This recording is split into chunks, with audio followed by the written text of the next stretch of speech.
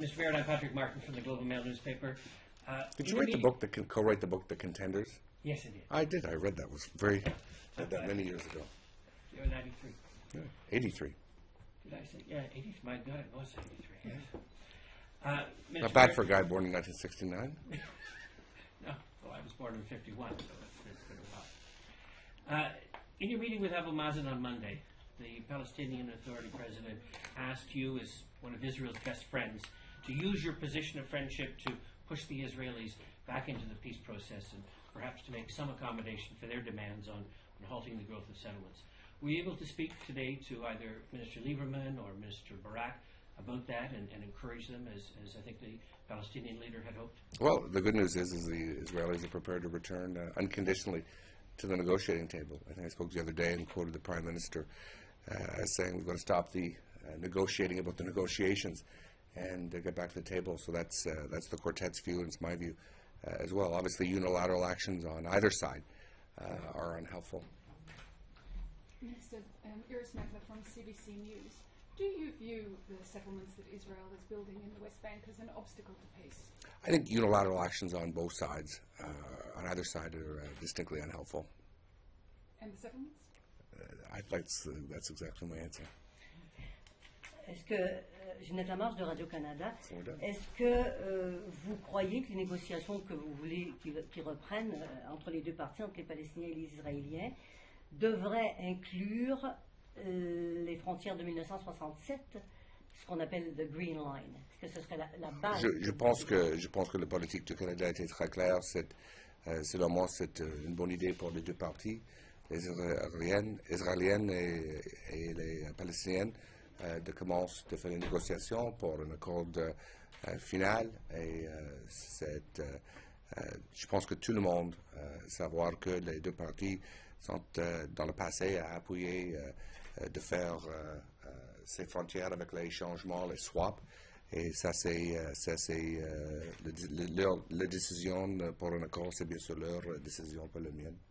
Donc, mais appuyer sur la frontière de 1960. I think both. Comme base de discussion. Je vais faire le réponse en anglais pour que je serai très précis. I think in the past, both sides have said they would look to 67 borders with mutually agreed upon swaps. That's been their position, and I think that's a direction that they'll pursue. Minister, I'm Sam Fisher on the radio station. During your meetings here with Prime Minister Netanyahu and other ministers, did the topic of Iran or an attack on Iran came up? Listen, the situation in Iran comes up at every meeting I have on foreign affairs with any of my counterparts. The situation in Iran, the politics of Iran, Iran's nuclear weapons program, their abysmal human rights record, the amount of trouble they cause in the region through their support of Hamas, Hezbollah, Jihad groups. It comes up with all Arab foreign ministers, and it certainly came up with my Israeli counterpart. Did you discuss anything other than sanctions with them? I think the sanctions are beginning to have a good effect. We've got to redouble our efforts to take every single diplomatic measure we can take. The sanctions do take time to work, and I think you've seen in the last 2 or 3 months they certainly are beginning to have an effect. Which means we've got to redouble our efforts and continue to close any loopholes there, and there'll continue to be discussions we have going forward in the future. It's not just the nuclear weapons program, though. It's obviously the human rights situation abysmal. This year, Canada sponsored once again a resolution at the General Assembly. It got more support than it's ever got.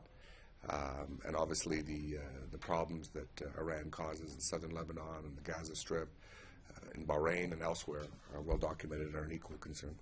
Minister, do all these concerns make you support a military strike on Iran? Listen, I think it's incumbent upon us to take every diplomatic action that we can take.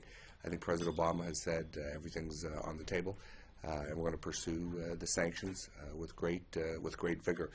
Just recently, we've increased our sanctions, and we're going to work with others, whether it's on oil, whether it's on financial institutions. I think those represent the best hope at the current time to seek a change in their position. On the question of Syria. Sorry, can we give this? Oh, sorry, Jonathan, go ahead. Jonathan Tonner, the Canadian Press. Given the fact that you said that the Palestinians are coming back unconditionally to the negotiations. I did not say that.